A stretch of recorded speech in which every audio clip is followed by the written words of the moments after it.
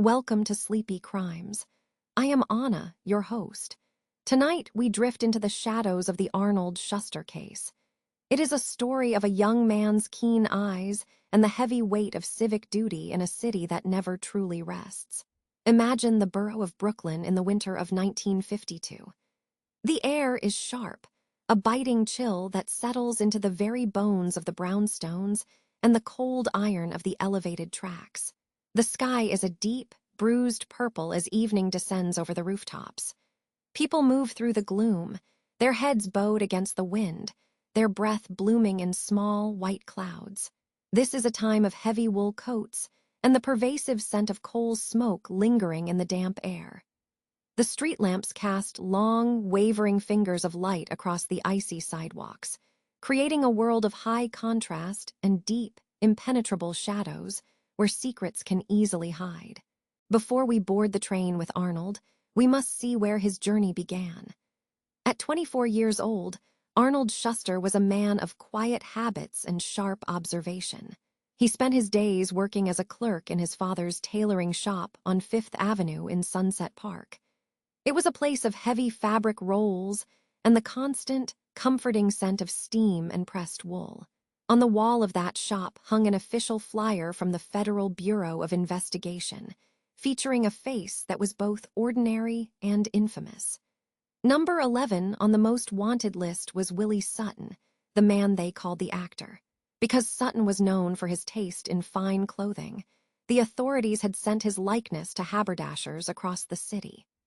Arnold would look at that face while he measured inseams and pinned lapels, never imagining he would soon see those same features in the cold, flickering light of a New York reality.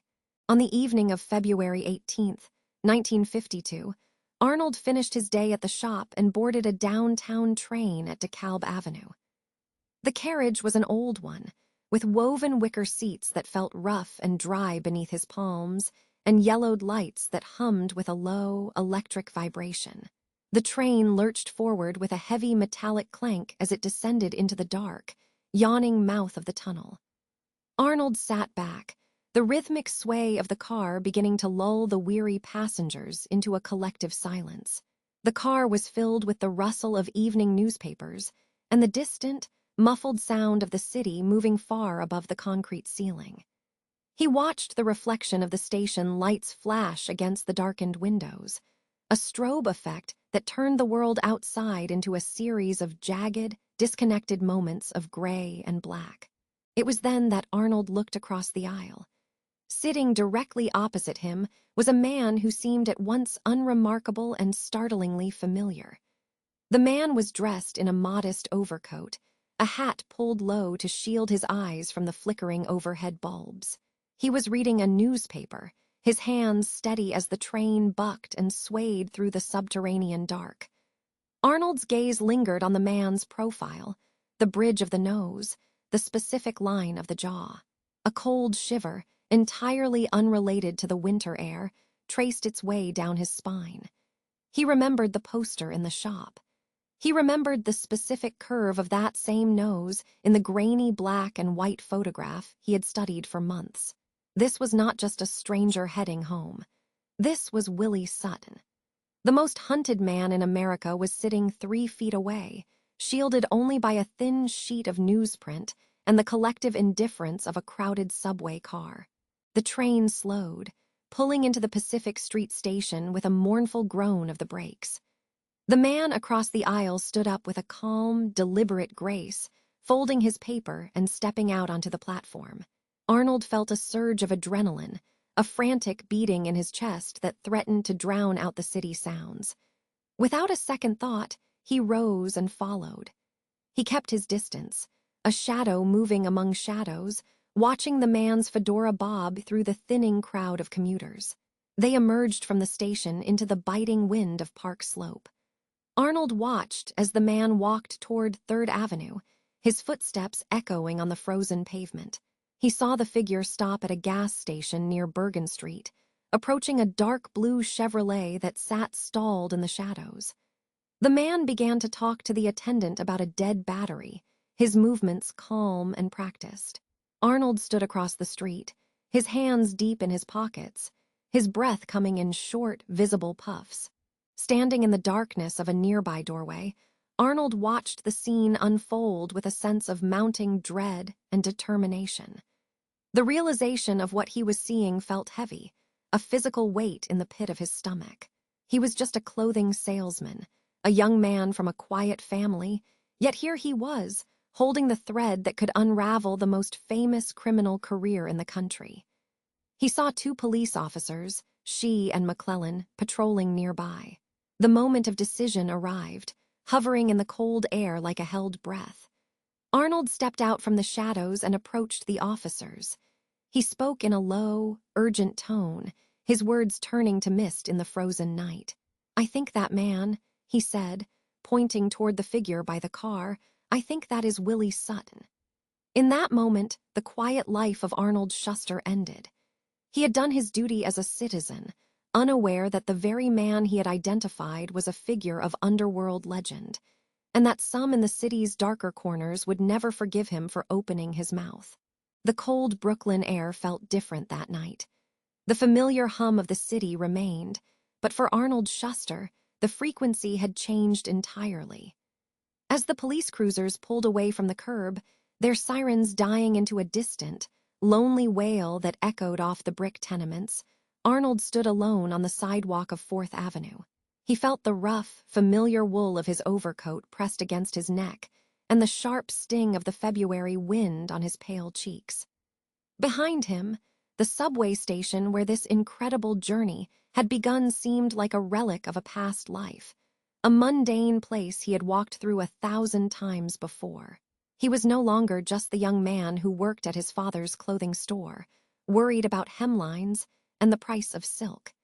He was now the man who had done what the Federal Bureau of Investigation had failed to do for years.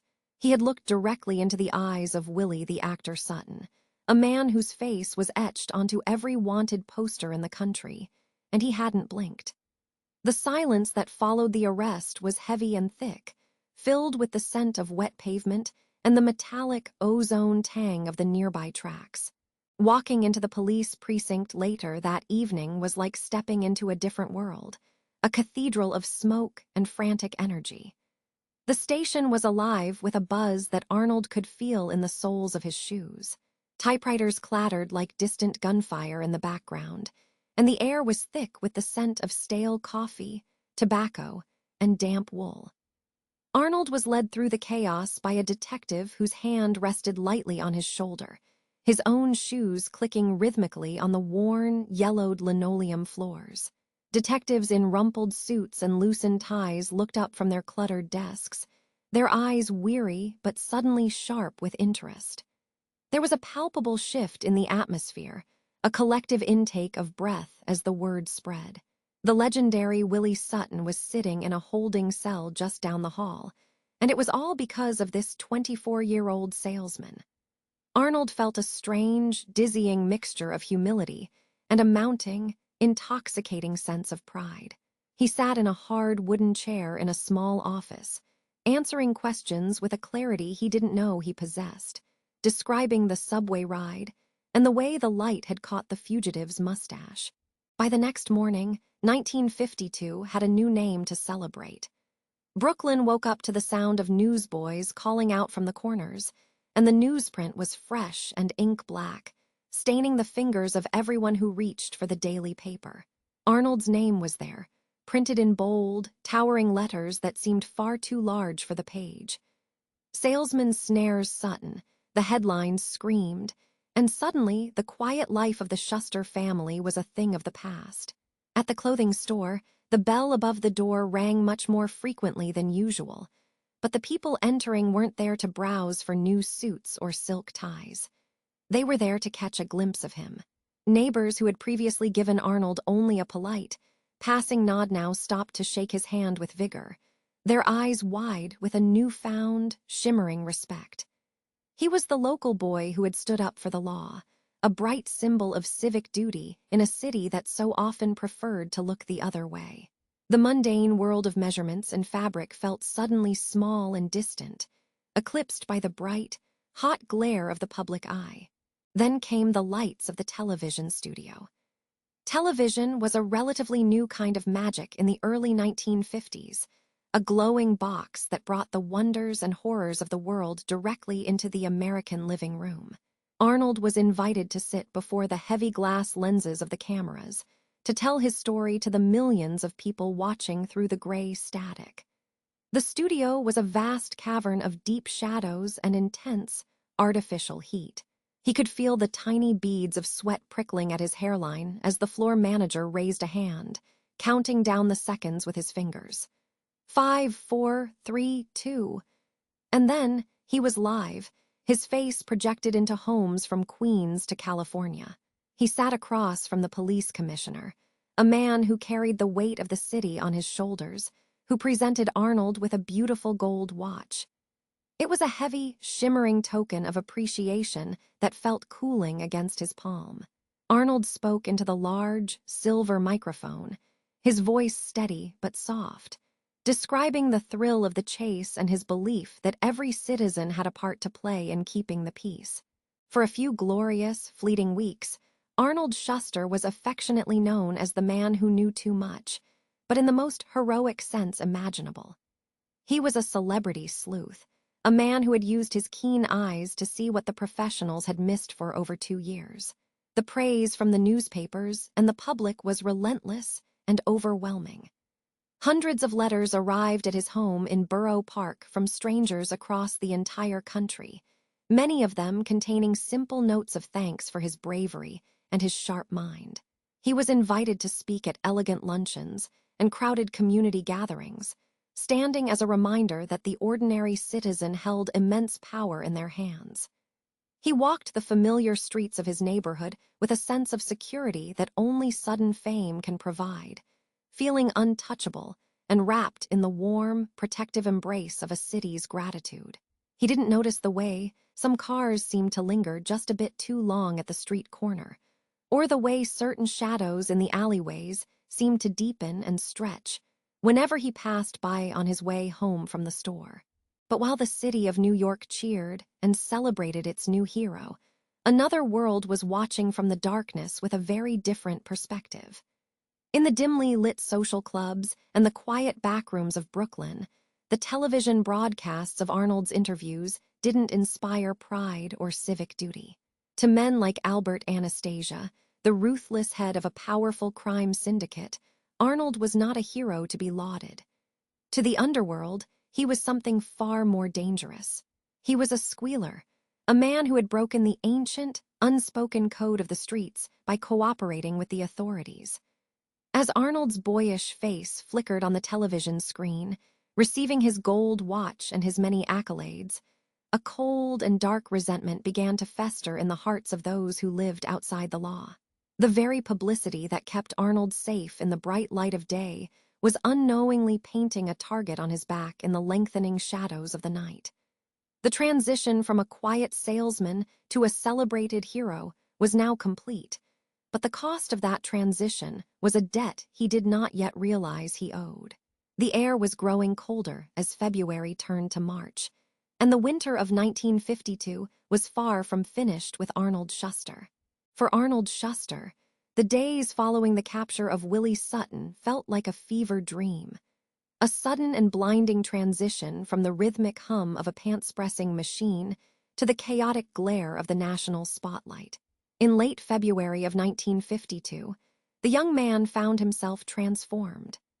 The narrow, steam-filled aisles of his father's tailor shop in Brooklyn were replaced by the mahogany desks of police commissioners and the velvet-curtained stages of television studios. Flashbulbs popped like tiny, silent explosions whenever he walked down the street, casting long, jittery shadows against the brownstone walls of Borough Park. The air in New York was crisp and bitingly cold, but Arnold was wrapped in the warm, insulating blanket of public adoration. To the city, he was the personification of the ideal citizen, the modest young man who had done what thousands of others had failed to do. He had looked into the face of a legend and refused to look away. He was 24 years old, and for the first time in his life, the entire world seemed to be listening to his every word. The praise came in waves, thick and intoxicating. He was invited onto the hit television program, I've Got a Secret, where the studio lights were so hot they made his skin prickle beneath his Sunday suit. He sat there, a humble salesman amongst celebrities, smiling as the audience erupted in applause. There were awards, too, a gold watch from a prominent timepiece company, presented to him as a symbol of his vigilance and timeless service to the community. In the mornings, he would sit at the small kitchen table in his family's apartment, surrounded by the smell of percolating coffee and burnt toast, and sift through stacks of mail. There were hundreds of letters from strangers, written in the shaky hand of the elderly or the precise script of schoolteachers, all thanking him for making the subways a little safer. For those few weeks, Arnold walked with a lighter step. He felt as though he had finally carved his name into the history of the city he loved, believing that the truth and the law would always act as a shield for those who stood by them. But as the calendar turned toward March, the tone of the world began to shift, almost imperceptibly at first. The letters of praise were soon joined by other envelopes, ones with no return addresses and names written in blocky, jagged ink. When Arnold opened them, the air in the room seemed to grow thin. They didn't contain thank you notes. Instead, they were filled with single words that cut deeper than any physical blade. Rat, squealer, informer. The ink on the page looked dark and bruised, and the words seemed to pulse with a quiet, focused hatred. Then came the telephone calls. The Schuster household, once a place of evening laughter and quiet radio programs, became a site of sudden, jarring interruptions. The phone would ring at 2 in the morning, its mechanical chime echoing through the hallway like an alarm. When Arnold or his father would answer, there was often nothing but the heavy, rhythmic sound of breathing on the other end, followed by the cold, metallic click of a line being disconnected. It was a silence that spoke louder than any threat, a reminder that while the public cheered, the shadows were watching.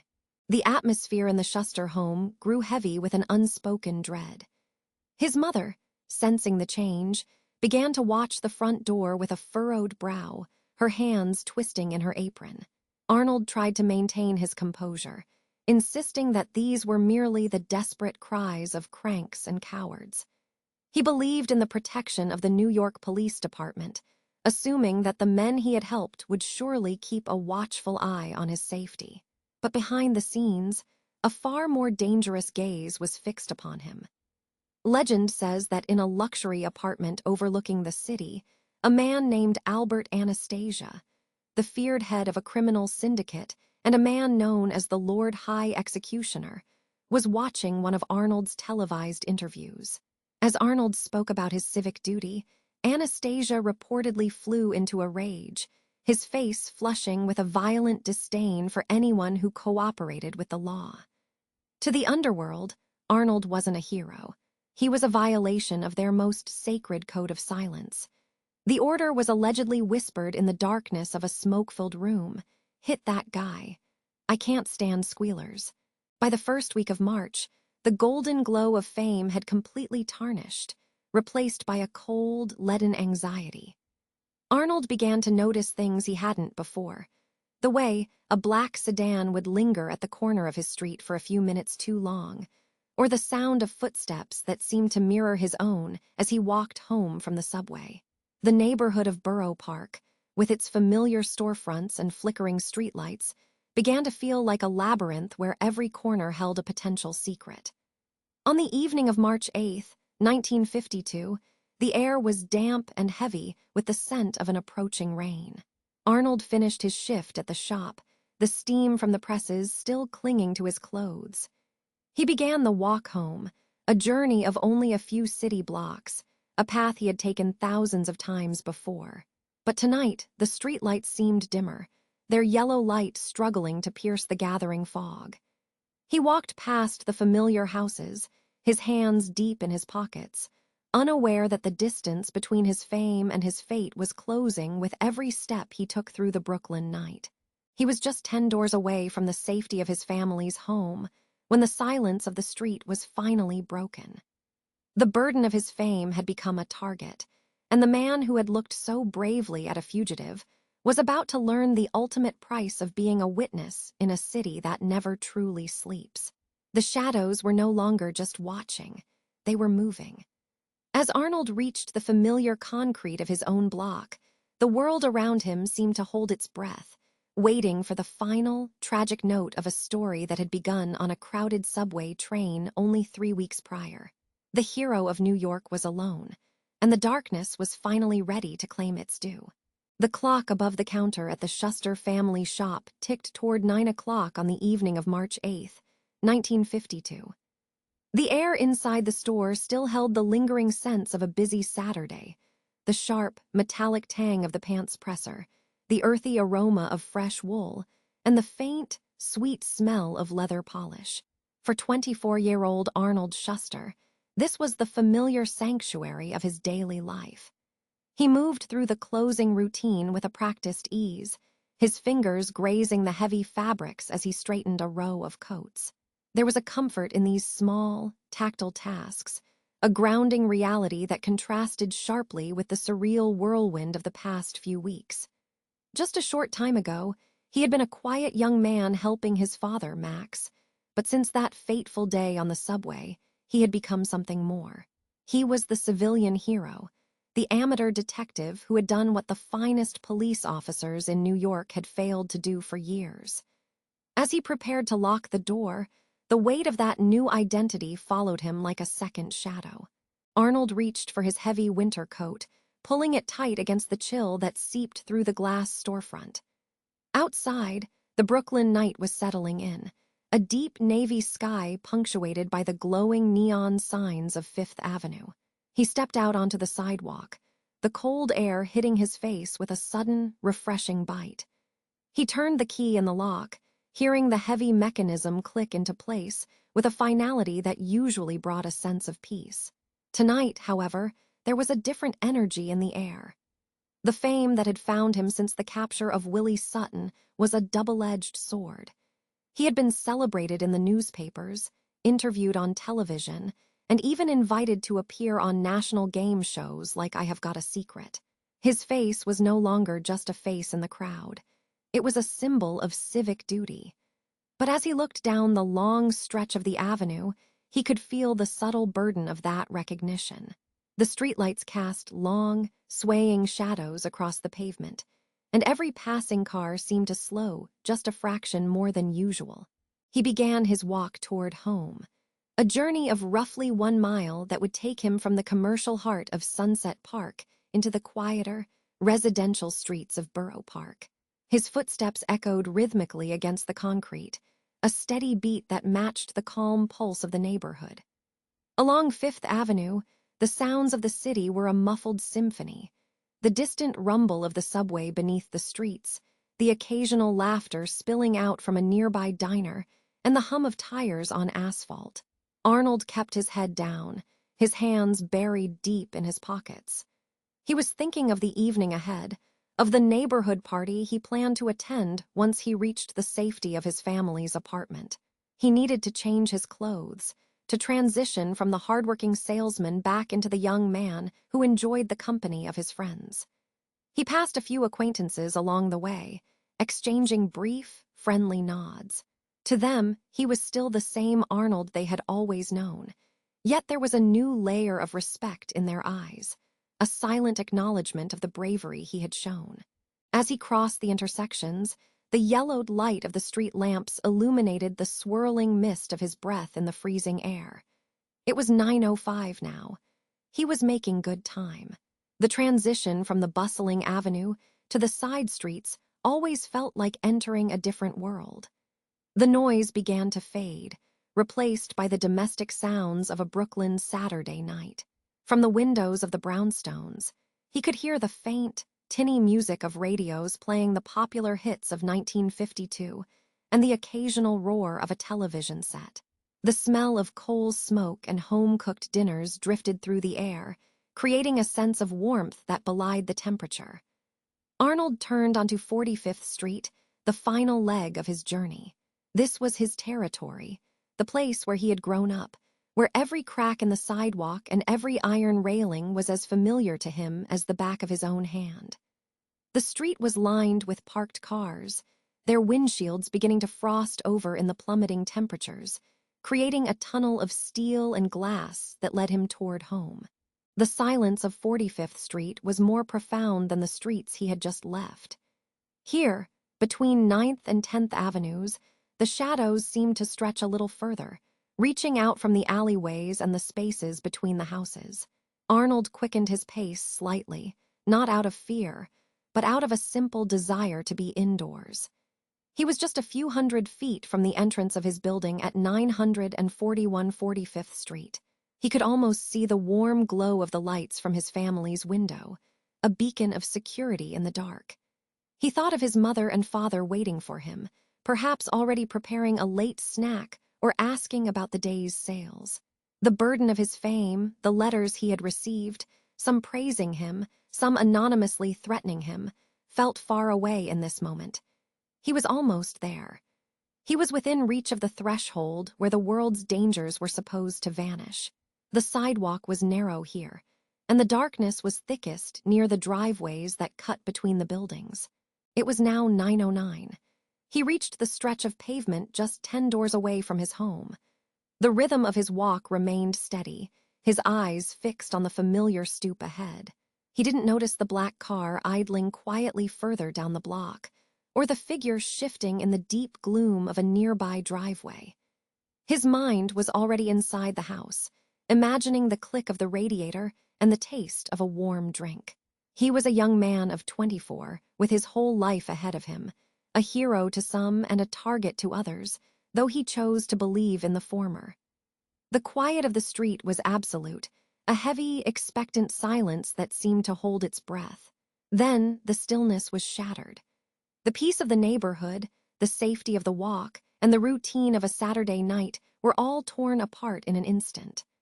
The shadows he had walked past so many times finally moved, and the silence of 45th Street was broken by a sound that would haunt the memory of Brooklyn for decades to come. The final steps toward home were never completed, leaving only the cold air and the echoes of the night. The air on 45th Street was bitingly cold that Saturday night in March. The year was 1952.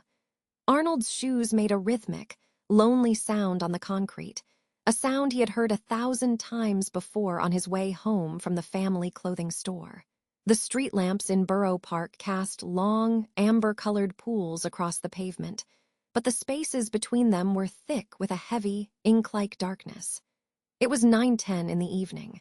Most families were tucked away inside their brick row houses, the blue glow of early television sets flickering behind heavy curtains. Arnold was just 10 doors away from the warmth of his own hallway. He could almost taste the quiet of the evening ahead. The wind whipped a discarded newspaper against a wrought iron fence, a dry, scratching sound that was the only thing competing with his footsteps. It was a typical Brooklyn night, unremarkable and peaceful, until the silence of the street was shattered. The first shot was not a bang. It was a sharp, metallic crack that sliced through the damp air like a whip. It echoed off the brick facades, bouncing from one side of the narrow street to the other. Arnold didn't have time to turn his head. He didn't have time to cry out. A second shot followed instantly, then a third, and finally a fourth. The reports were deafening in the confined space of the residential block. To the neighbors sitting in their living rooms, the sounds were alien, violent intrusions into a world of lace doilies and radio programs. Arnold's body jerked with the impact of the lead, his steady rhythm broken forever. He collapsed onto the cold sidewalk, his coat fluttering for a moment before settling still. The gunman stood over him for a fleeting heartbeat, a silhouette etched against the dim glow of a distant light. The professional precision of the act was chilling. It was not just a killing, it was a demonstration. A shadow detached itself from the scene and moved with a terrifying, calm speed toward 9th Avenue. There was no frantic running, just the purposeful stride of a man who had finished a job. The gunman's footsteps were muffled, disappearing into the dark voids between the streetlights. A car door might have thudded shut in the distance, or perhaps it was just the wind catching a heavy gate. For a few agonizing seconds, the street returned to a vacuum of silence. The gunpowder hung in the air, a bitter, sulphurous ghost that refused to dissipate in the March breeze. On the ground, Arnold lay motionless. The blood began to spread, dark and viscous, seeping into the cracks of the New York City concrete. The city around him continued to hum, unaware that the young man who had dared to identify the nation's most famous bank robber was now a part of the shadows he had once tried to illuminate. Slowly, the neighborhood began to breathe again, but with a frantic, shallow pulse. A window sash slid upward with a wooden groan at house number 4505. A woman's voice, thin and laced with a sudden, sharp anxiety, called out into the night, asking if anyone was there. At another house, a porch light flickered on, throwing a weak yellow triangle across the street. People began to emerge, tentatively at first, wrapping robes tightly around their chests against the chill. They spoke in hushed, terrified whispers. Neighbors asked one another if they had heard the noise, or if it was merely a car backfiring. But in their hearts, they knew the difference.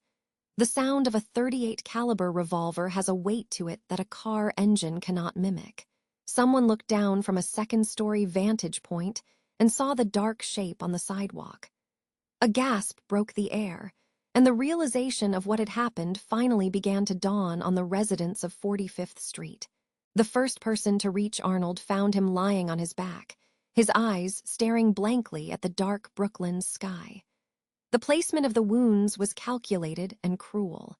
2 shots had been fired into his groin, a symbolic, underworld punishment meant to emasculate and degrade the victim. The other 2 had struck his head, specifically near his eyes.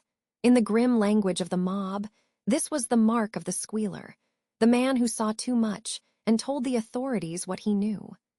The street lamp directly above flickered, casting a strobe-like effect over the scene, making the blood look black in the artificial light.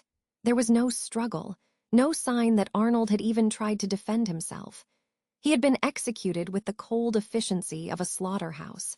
The neighbors stood in a ragged semicircle, kept back by the sheer, primal weight of the violence before them. The quiet of the street had been permanently replaced by a heavy, suffocating atmosphere of fear. Soon, the rhythmic wail of a siren began to grow in the distance, rising from the direction of the local precinct. The red lights of the police cruisers began to bounce off the windows of the row houses, turning the brick walls the color of a fresh wound.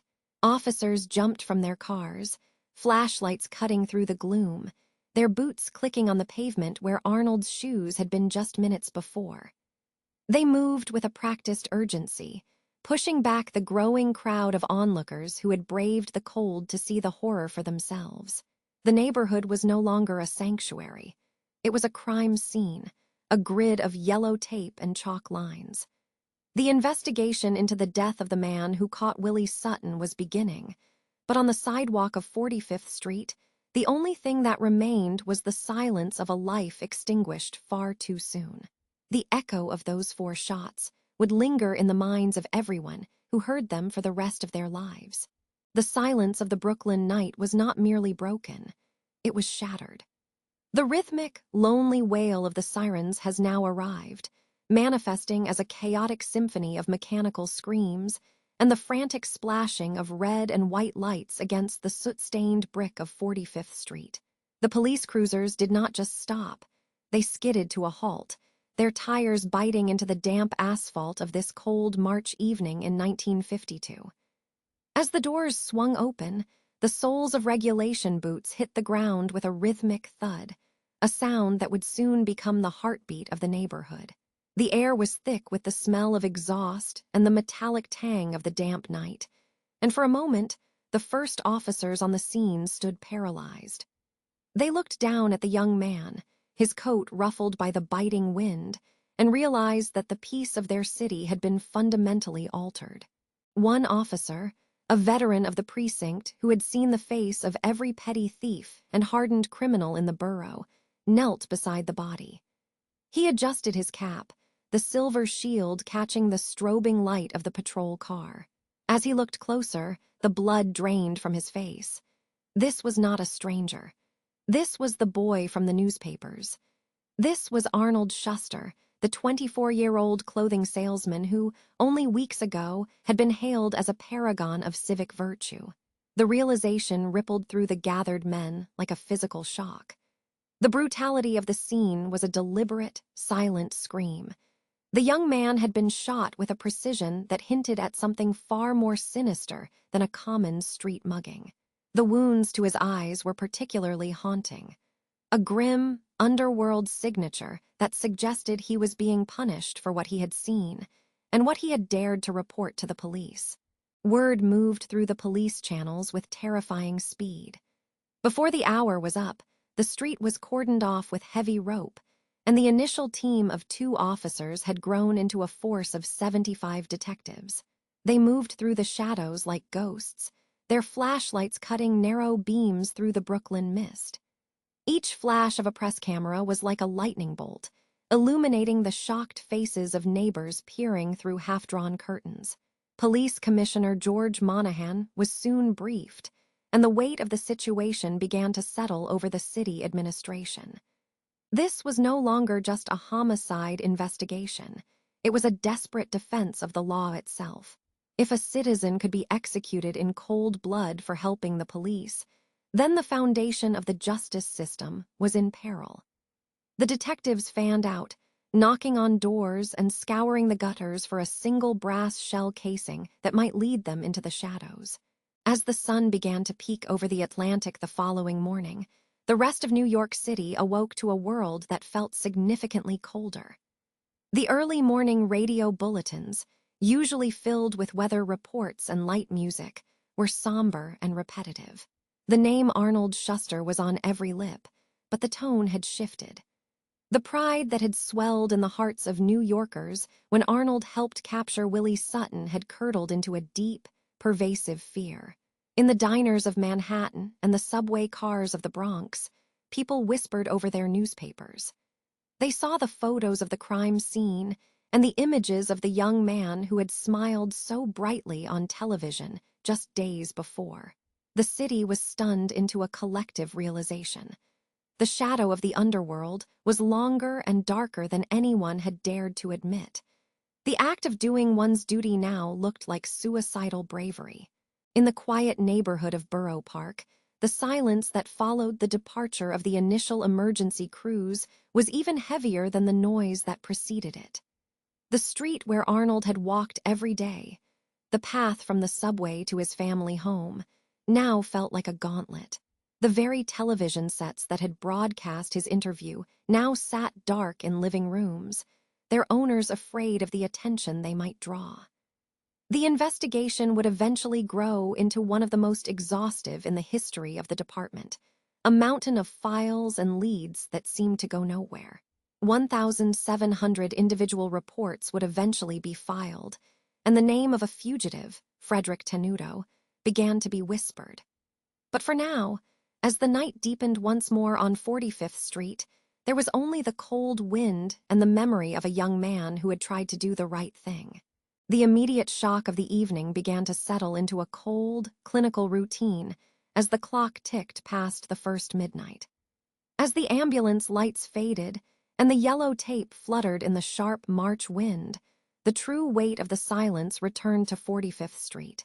The investigation into the death of Arnold Schuster was moving into its most critical phase, the first 72 hours. This is the window where memories are freshest, where the scent of gunpowder might still linger in the fabric of a coat, and where a killer's trail is still warm. But in the quiet neighborhood of Borough Park, the warmth was vanishing fast. The detectives moved like ghosts through the darkness, their flashlights cutting thin, desperate paths across the concrete where a young man's life had just ended. The air was thick with the scent of damp earth and the metallic tang of the city, a sensory backdrop to the grim work that lay ahead. The sidewalk offered almost nothing to the hungry eyes of the investigators. There is a specific kind of frustration that settles over a detective when the physical world refuses to speak. In those early hours, the forensics of 1952 were limited, but even by those standards, the scene was eerily barren. There were no dropped cigarette butts, no scuffed footprints that could be preserved in plaster, and no discarded weapon resting in the nearby shadows of the brownstones. The killer had been efficient, almost surgical in his movements. 4 shots had been fired, yet the concrete held onto its secrets with a chilling grip. Detectives knelt in the damp cold, their fingers tracing the cracks in the pavement, hoping for a stray button or a scrap of fabric, but they found only the fading stains of a tragedy. The lack of physical evidence suggested to the seasoned investigators that this was not a crime of passion or a panicked mistake by an amateur. As the sun began to rise over Brooklyn on the first morning after the murder, the search for a witness became the primary focus. A few neighbors, peering through heavy lace curtains, spoke of a phantom they had seen in the moments after the gunfire. They described a man, average in height and weight, wearing a dark coat that seemed to swallow the dim light of the street lamps. He had been seen walking away from the scene, not running, but walking with a purposeful, haunting calm that suggested a terrifying level of comfort with the violence he had just committed. This figure, dubbed the Phantom in the shadows by the local press, became the central mystery of the entire investigation. He was a silhouette without a face, a ghost in a trench coat who had vanished into the labyrinth of the city. The detectives listened to these accounts, their pens scratching against paper, trying to find one detail that could ground this spectral figure in reality. By the second day, the scale of the investigation had swelled to massive proportions. Over 75 detectives were assigned to the case, turning the local precinct into a hive of frantic, hushed activity. Some records would later suggest that as many as 300 suspects were eventually questioned in those frantic early days. The air in the station house was thick with the smell of stale coffee and the rhythmic clacking of dozens of typewriters. Each man was tasked with a different thread of Arnold's life, pulling at the corners of his history to see if any other enemies existed. They knocked on doors from Fifth Avenue to the furthest reaches of the borough, asking the same questions until the words lost their meaning. Had anyone seen a stranger? Had anyone heard a car idling on the corner? Arnold Schuster was not just another victim. He was a symbol of civic duty, a young man who had done the right thing and paid the ultimate price. The most haunting detail of the first 72 hours was the nature of the wounds themselves. It was a detail that the police tried to keep from the more sensationalist tabloids, though the truth eventually bled out. The killer had not just aimed for the heart or the chest. He had fired into Arnold's eyes. This was more than a murder. It was a dark, ritualistic message sent from the shadows of the underworld. In the criminal landscape of 1952, such a choice carried a specific, terrifying meaning. It was the traditional punishment for a squealer, a visual representation of the idea that the victim would never see anything again. As the investigators pored over the ballistics reports and the coroner's findings, a sense of dread began to permeate the room. They weren't just looking for a common criminal. They were hunting someone who belonged to a world governed by a different set of laws, where silence was enforced with lead. Toward the end of the third day, a name began to surface in the hushed conversations between high-ranking officials: Frederick J. Tenuto. Tenuto was an associate of the very man Arnold had helped capture, the bank robber Willie Sutton. He was a man who lived in the periphery of the law, a fugitive on the Federal Bureau of Investigation's most wanted list, and a man who was no stranger to extreme violence. The theory began to take shape that Tenuto might be the phantom the neighbors had seen, the man in the dark coat who had waited so patiently in the Brooklyn night for Arnold to return from work. Witnesses were brought in to look at grainy photographs, and the tension in the room was palpable as they squinted at the face of a man who might be a killer. Sketches were drawn, and his face was soon plastered on the walls of the precinct, but the man himself remained frustratingly out of reach. As the 72nd hour approached, The initial frenzy of the investigation began to transition into a long, grinding stalemate. The streets of Borough Park remained quiet, but it was a different kind of quiet now, one born of fear rather than peace. The neighbors who had once felt safe behind their deadbolts now looked at every passing shadow with suspicion. The mysterious man in the dark coat had not been caught, and the physical evidence remained as elusive as the phantom himself. The detectives, weary and red-eyed from lack of sleep, continued to follow every lead, no matter how small, but the realization was starting to set in. This case was not going to be solved with a quick arrest or a lucky break. The shadows that had claimed Arnold Schuster were deep and ancient, and they were not ready to give up their secrets just yet. The first 72 hours had passed, and the phantom was still out there, somewhere in the darkness. The investigation, once a frantic sprint through the brick-lined streets of Borough Park, began to slow, its pulse synchronizing with the heavy, rhythmic breathing of the city at night.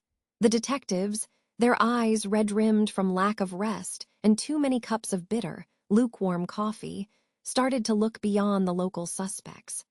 They turned their attention toward the south, where the air grew thick with the scent of brine and industrial grease. There, the Brooklyn waterfront loomed like a fortress of silence.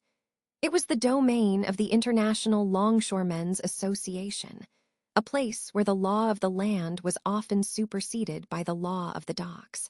In this shadow world, power was not held by those with badges, but by those with the iron will to enforce a code of absolute silence. It was here that the name Albert Anastasia began to surface, whispered in the back rooms of social clubs and behind the closed doors of precinct offices. Anastasia, often called the Lord High Executioner, was a man whose very name could cause a room to go cold. He was a pillar of the underworld, a leader of the feared group known as Murder, Incorporated, and his influence over the peers earned him the unofficial title of the King of the Docks. The connection between a 24-year-old clothing salesman and a titan of organized crime seemed, at first, like a reach born of desperation. Arnold Schuster had no known ties to the mob, no gambling debts, and no history of running with the wrong crowd. Yet the underworld has its own peculiar, twisted logic. Legend has it that Anastasia was sitting in the quiet luxury of his home, the blue-gray light of a television set illuminating his stern face, when he saw Arnold being interviewed. Arnold was speaking about his role in the capture of the bank robber Willie Sutton, his eyes bright with the naive pride of a citizen who had simply done his duty. To most of New York, he was a hero, a symbol of civic virtue. But to Albert Anastasia, watching from the shadows, he was something far more loathsome. It is said that the mob boss felt a visceral surge of disgust. He did not see a brave young man, he saw a squealer. In his world, there was no greater sin than cooperating with the authorities. The rumor that persisted through the decades was that Anastasia turned to his associates and issued a simple, chilling command: "I cannot stand squealers. Hit that guy." This was not a murder committed for profit or out of a need to protect a specific racket. It was a murder of ideology, a brutal statement meant to reinforce the culture of silence that allowed the mafia to thrive. If the King of the Docks had indeed ordered the hit, it meant that no one in the city was truly safe if they chose to speak up. The detectives began to look for the men who moved in Anastasia's orbit, specifically those with a talent for disappearing into the urban landscape. One name rose to the top of the list: Frederick Tenuto. Tenuto was not just any hoodlum. He was a professional hitman and a fugitive who had escaped from prison alongside Willie Sutton years earlier. He was a man who lived in the cracks of society, a ghost with a gun. Witnesses claimed to have seen a man matching Tenuto's description near the Schuster home on that fateful night in March of 1952. The theory was that Anastasia had reached out to Tenuto, using the hitman's existing connection to the Sutton case to provide a layer of plausible deniability while carrying out the execution. As the investigation veered into the territory of organized crime, the wall of silence grew taller and thicker. People who had been willing to talk about strange cars or unfamiliar faces suddenly suffered from profound lapses in memory. The fear of the waterfront was a palpable thing, a cold mist that drifted up from the piers and settled into the bones of the neighborhood. The detectives found themselves wandering through a maze of half-truths and dead ends. They spent hours in the damp, cavernous spaces beneath the piers, their flashlights cutting through the thick fog that seemed to emanate from the water itself. They listened to the creaking of the wooden piles and the distant, lonely tolling of a buoy bell, knowing that the answers were likely buried beneath the weight of the docks. Every shadow seemed to hold the silhouette of a watcher, and every footstep behind them felt like a potential threat. The air down there was different. It was heavy with the secrets of 1,000 ships and the quiet desperation of men who knew that speaking the wrong name could be a death sentence. The king of the docks was more than just a man. He was a presence that permeated the very atmosphere of the borough. The files on the case grew thicker, filled with names of known associates, musclemen, and enforcers who called the waterfront their home. Yet, for every lead they followed, they met a wall of cold, unblinking stares. The investigation was drowning in the silence of the docks, a silence so heavy it felt like a physical weight upon the chest. The tragedy of Arnold Schuster was becoming a ghost story. A cautionary tale whispered in the dark about what happens when an ordinary life collides with an extraordinary evil. Despite the efforts of the police, the shadow of the mafia loomed over the evidence, obscuring the truth with a layer of professional coldness. The realization began to sink in. If the order had come from Anastasia, the case might never be closed by a pair of handcuffs. The reach of the Lord High Executioner extended far beyond the piers, into the very soul of the city, turning neighbors into strangers and heroes into targets. By the time the sun began to rise over the East River, casting a pale, sickly yellow light over the cranes and the shipping containers, the investigation into the mafia connection had reached its own kind of stalemate. The detectives retreated to the precinct, their clothes smelling of the river and old smoke. They looked at the photographs of Arnold, the young man who had wanted nothing more than to be a good citizen, and then at the files on Anastasia, the man who had allegedly turned that desire into a death sentence. The city waited, the docks waited, and the truth remained submerged, like a heavy stone resting at the bottom of the harbor, untouched by the light of day. The connection to the king of the docks remained a powerful, terrifying theory, a reminder that in the New York of 1952, the loudest voices were often silenced by the men who ruled from the shadows of the piers.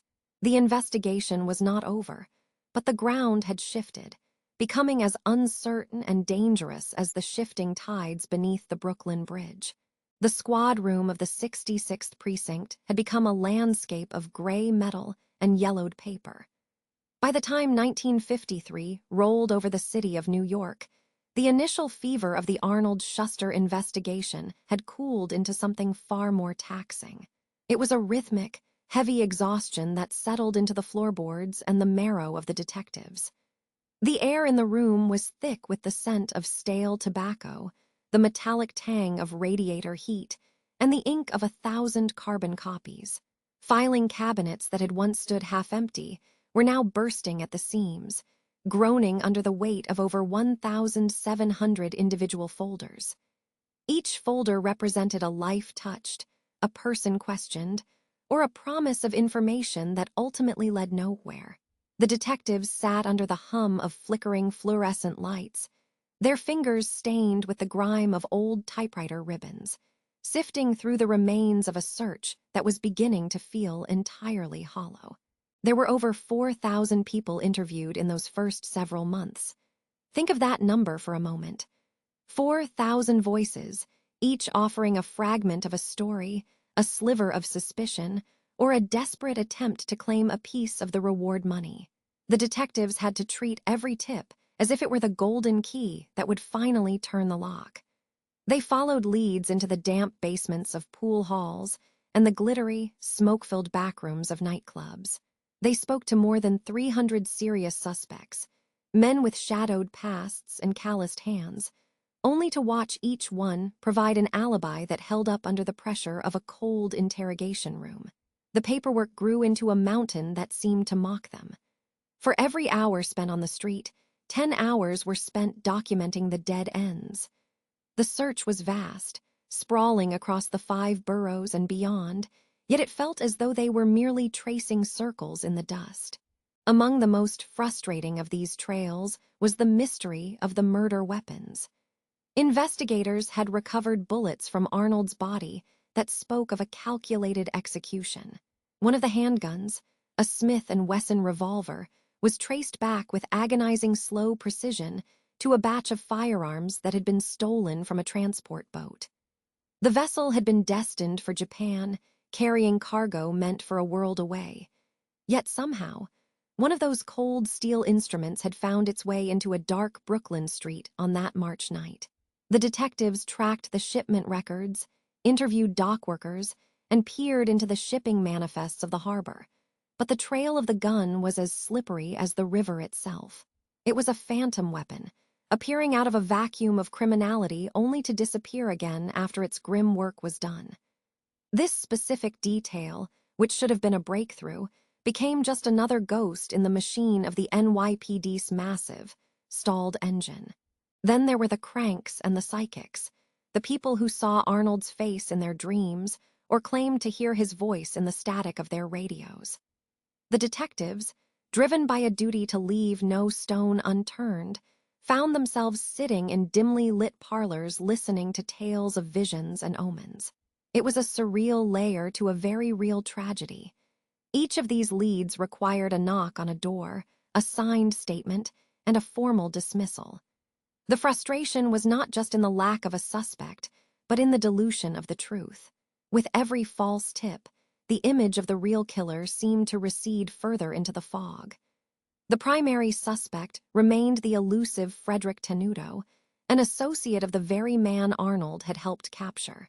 Witnesses had placed Tenuto near the scene, and his reputation as a hitman for the underworld made him a perfect fit for the crime. But Tenuto was a shadow.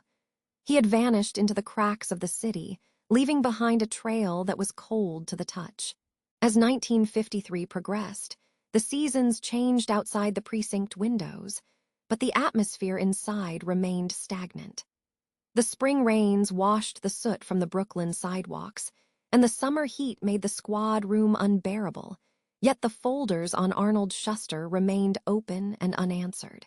The detectives felt the weight of public expectation shifting into a quiet, judgmental silence. The newspapers that had once screamed for justice now tucked small updates into the back pages. The murder of the 24-year-old salesman who had done his civic duty was becoming a cautionary tale whispered in the neighborhood, a story of a boy who saw too much and was paid in lead. The detectives looked at the photographs of Arnold, his eyes bright with a naive kind of courage, and they felt the hollow ache of a promise unkept.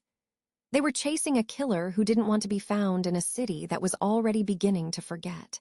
By the end of that year, the investigation had become a monument to bureaucratic persistence and practical failure.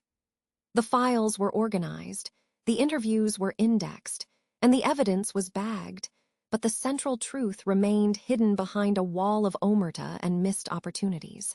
The detectives realized that they weren't just looking for a man. They were fighting against a culture of silence that was as thick as the New York winter. Every lead followed was a hollow victory, a step forward that only revealed a brick wall. They sat in the quiet of the late night, listening to the radiator hiss and the distant sirens of a city that never stops moving, wondering if the person who pulled the trigger was walking those very same streets, hidden in plain sight.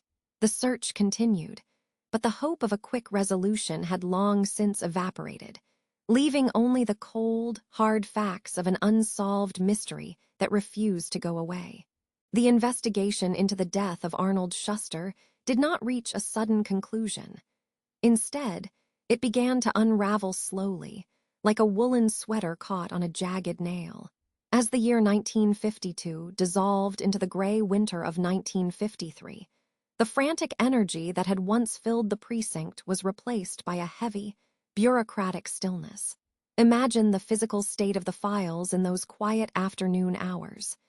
The folders, once crisp and ivory, began to take on the pale, jaundiced hue of aging paper. Every time a detective's hand brushed against the cardstock labeled with Arnold's name, the edges felt a bit softer, worn down by the friction of countless, fruitless searches. The ink of the early witness statements was settling into the very fibers of the page, becoming a permanent, silent testament to a trail that was rapidly losing its scent. In the heart of the courthouse, the grand jury convened behind massive, mahogany doors that seemed built to absorb the sound of secrets. The air in these chambers was thick and unmoving, carrying the faint scent of old tobacco and the sharp, medicinal tang of floor wax. One by one, the characters of the Brooklyn underworld were summoned to sit in the witness chair. These were men in dark, heavy overcoats, their faces obscured by the brims of fedoras and the persistent clouds of cigarette smoke that hung in the hallways. But throughout the months of 1952 and 1953, the testimonies were nothing more than a rhythmic series of denials. The legal hurdles were constructed from a profound, collective amnesia.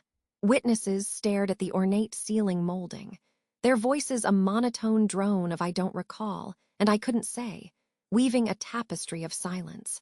The legal system of the mid-20th century required a bridge of evidence that the Brooklyn detectives simply could not build.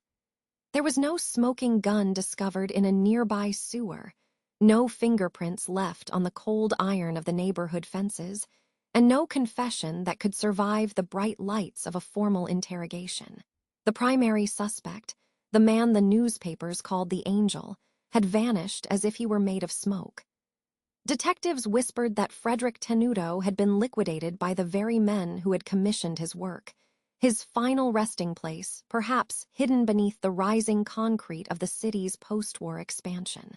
Without the physical presence of Tenuto, the prosecution's case was a hollow shell. The legal hurdles were insurmountable.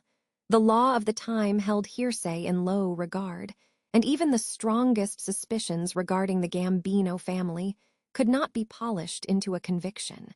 It would be more than a decade before a man named Joseph Valachi would provide a name for the phantom behind the trigger. But in the middle years of the 1950s, such revelations were still locked behind the terrifying barrier of the mob's code of silence. Valachi's later testimony suggested that Albert Anastasia had been consumed by a senseless rage while watching Arnold on a television broadcast, seeing the young man receive a gold watch as a reward for his civic duty. But in 1954 and 1955, these were only rumors floating in the dark corners of social clubs. The stagnation of the case was not due to a lack of effort by the rank and file of the police department, but rather the absence of a single crack in the ironclad loyalty of the criminal underworld. Justice was a prisoner of fear. While the criminal investigation sat frozen in time, the Schuster family pursued a different, quieter form of justice through the civil courts. They filed a lawsuit against the city of New York, claiming that the authorities had failed in their fundamental obligation to protect a citizen who had risked everything to assist the law. This legal battle was a marathon, a slow and grinding process that lasted until the year 1958. It eventually reached the highest court in the state, creating a landmark legal precedent that changed how the law viewed the protection of witnesses. The family's pursuit was a desperate attempt to find meaning in a senseless act. It was an effort to force a formal acknowledgement that the system had allowed a young man to walk home to his death after he had done exactly what a good citizen was expected to do.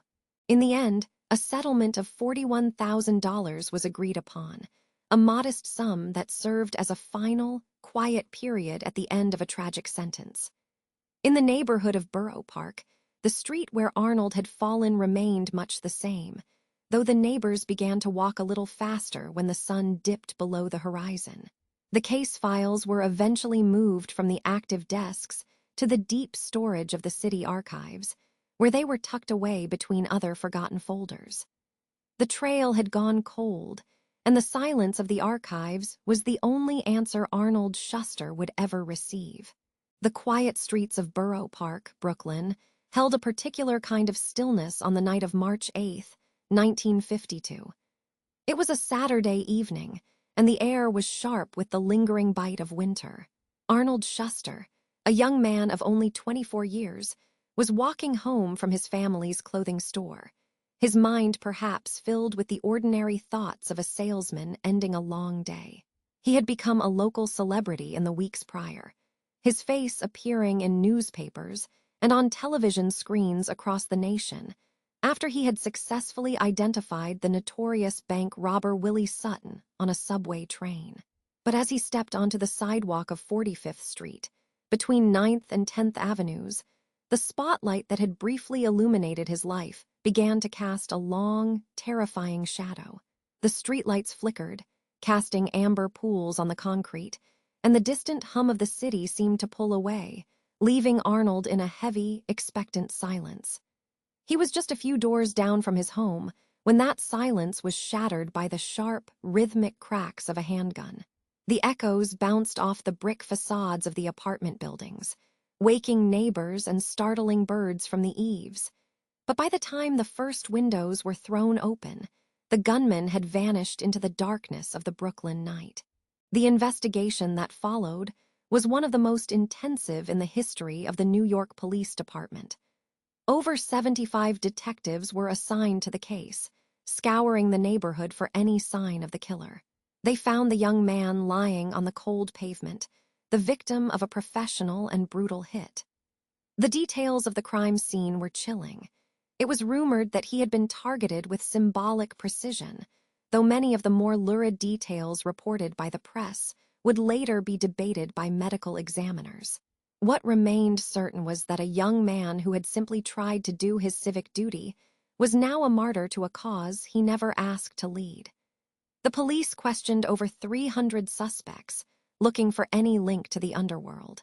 They looked at associates of Willie Sutton, though Sutton himself, sitting behind bars, expressed genuine horror at the news. He even offered $10,000 of his own money as a reward to find the killer, an offer the police declined, fearing the optics of taking money from a convicted thief. The weight of the silence grew heavier as the days turned into months, and the trail grew cold, leaving the city to wonder if justice would ever find its way back to 45th Street. Years later, a different kind of voice broke the silence. Joseph Valachi, a high-ranking member of the mob who turned informant in 1963, provided a window into the dark motivations behind the murder. He claimed that the hit had been ordered by Albert Anastasia, the feared head of what would become the Gambino crime family. Anastasia, often called the Mad Hatter for his volatile and violent nature, had reportedly seen Arnold Schuster on television, smiling and talking about his role in the capture of Willie Sutton. According to the testimony, Anastasia was enraged, not because he had any loyalty to Sutton, but because he harbored a pathological hatred for anyone who collaborated with the law. He supposedly shouted to his associates that he could not stand squealers and ordered them to hit that guy.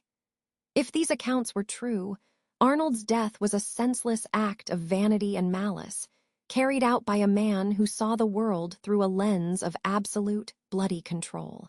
The primary suspect for the trigger man was Frederick Tenuto, an associate of Sutton and a hitman who was already on the Federal Bureau of Investigation's 10 Most Wanted list. Tenuto was never caught. Many believe he was silenced by the same organization that hired him, his body buried in a forgotten corner of the New Jersey meadows, another secret kept by the weight of the silence. While the criminal case remained a mystery, the legal battle that followed Arnold's death would change American law forever.